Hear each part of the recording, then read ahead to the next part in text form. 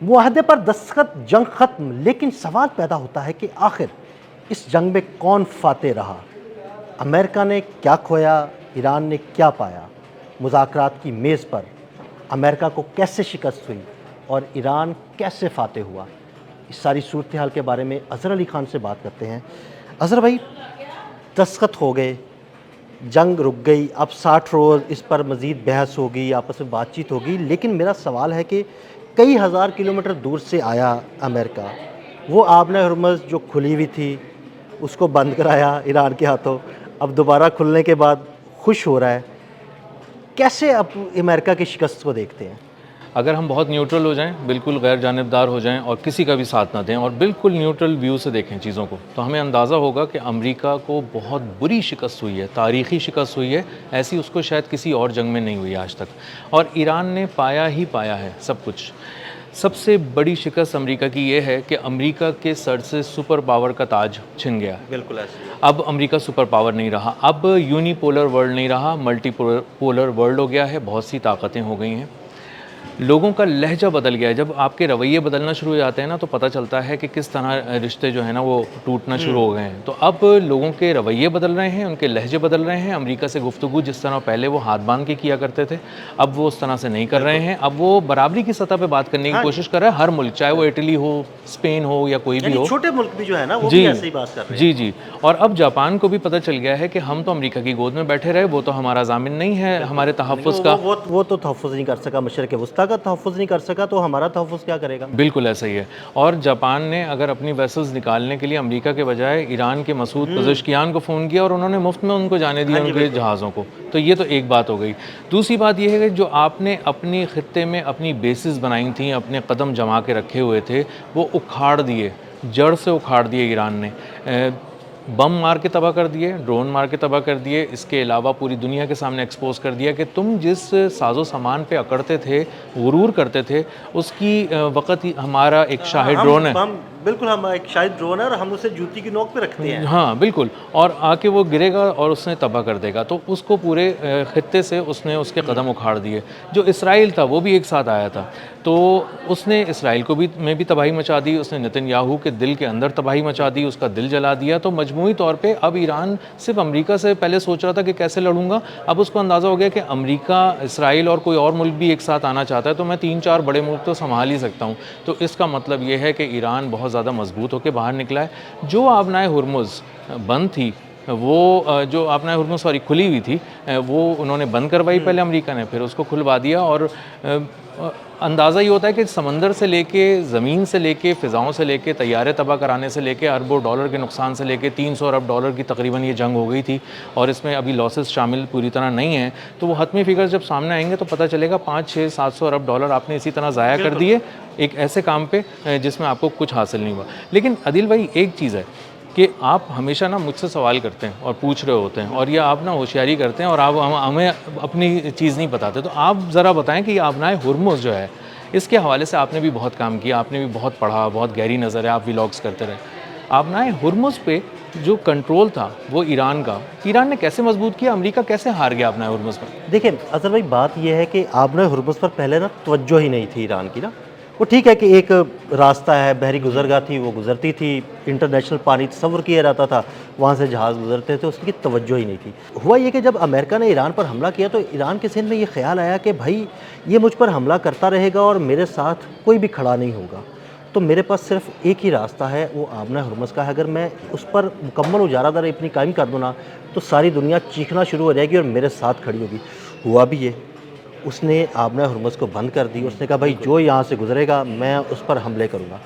جب دنیا بھر کے ویسلز پر حملے شروع ہوئے نا ایران کی جانب سے، تو دنیا کو پتہ لگ گیا بھائی اب نہیں ہم پنگا لے سکتے ایران کے ساتھ۔ اصل چودھری یہی ہے، آپ جہاں سے مرضی آ جائیں، جو مرضی کر لیں، جتنے مرضی حملے کر لیں، اگر آبنائے ہرمز نہیں نہ کھلے گی، وہ بند رہے گی تو ہماری تجارت بند ہو جائے گی، ہماری تیل کی ترسیل بند ہو جائے گی، تیل کی ترسیل بند ہو جائے گی تو ہم کہیں کے نہیں رہیں گے۔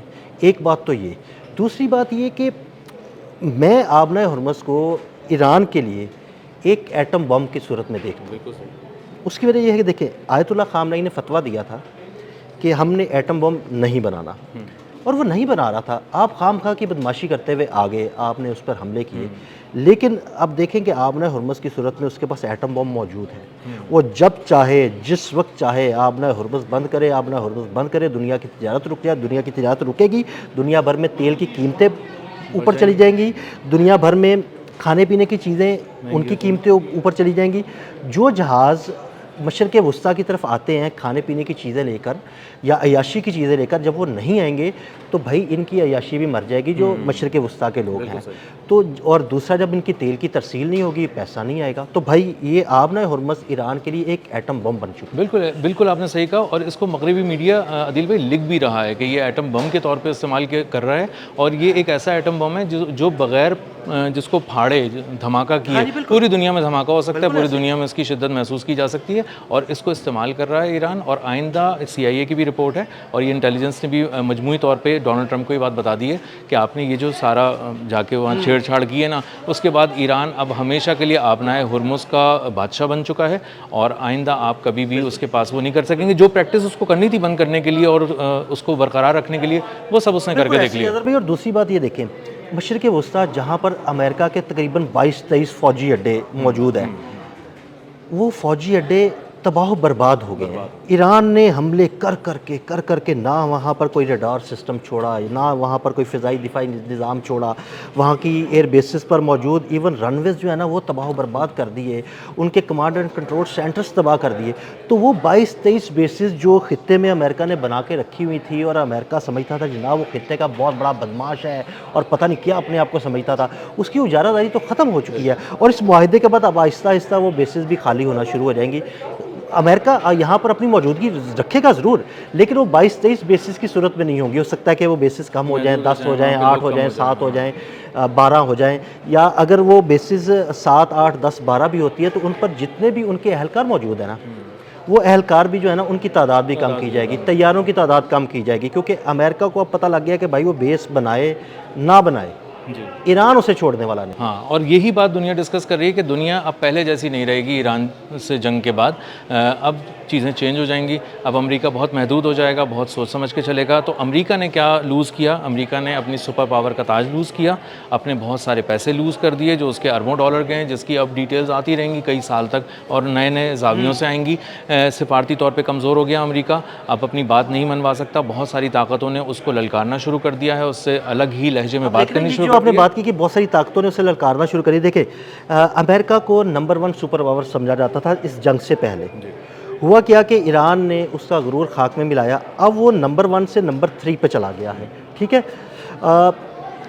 پہلے نمبر پر میں یہ سمجھتا ہوں کہ رشیا بھی نہیں, پہلے نمبر پر چائنا آ چکا ہے. چائنا دفاعی اعتبار سے بھی اور معاشی اعتبار سے بھی دنیا کی نمبر 1 سپر پاور بن گیا. اس کے بعد آپ رشیا کو سمجھیں, اور تیسرے نمبر پہ اب امریکہ آ گیا. تو جو بندہ تیسرے نمبر پہ چلا جاتا ہے نا, پہلے نمبر سے تیسرے نمبر پہ, وہ بھی چند ماہ کے دوران, تو دیکھیں اس کی حیثیت کیا رہ جائے گی دنیا بھر میں. بالکل ایسا ہی ہے, ان کے سارے میزائل ختم ہو گئے, انٹرسیپٹرز ختم ہو گئے, اسلحہ ختم ہو گیا.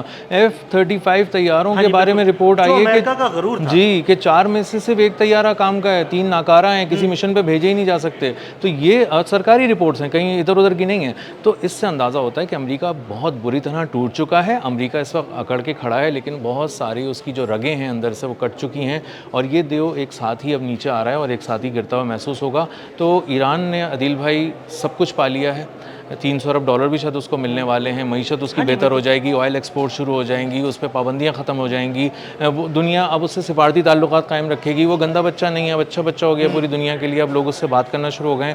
اور اسی کے ساتھ ساتھ وہ عسکری طور پہ بھی اب ایک نہیں 2-3 سپر پاورز کو ایک ساتھ سنبھال سکتا ہے. بات یہ ہے کہ گندے بچے نے جو دنیا بھر کے لیے گندا بچہ سمجھا جاتا تھا, پھر جب دنیا بھر کی اینٹ سے اینٹ پہ جائی نا, تو دنیا نے ہاتھ جوڑ دی. نہیں یہ تم اچھے بچے بھائی, جوتے کی زبان تھپڑ کی زبان ہی ساری دنیا سمجھتی. بہرحال اظہر بھائی بڑا زبردست گفتگو آپ سے ہوئی, بلکہ میں آپ سے سوال کرتا تھا, آج آپ نے مجھ سے بھی سوال کر دیے. بہت شکریہ اظہر بھائی نے بڑی تفصیل کے ساتھ اس سارے معاملے پر روشنی ڈالی, اور کچھ روشنی میں نے بھی ڈالی. عدیل احمد اور اظہر علی خان کو اجازت دیجیے گا. اللہ حافظ.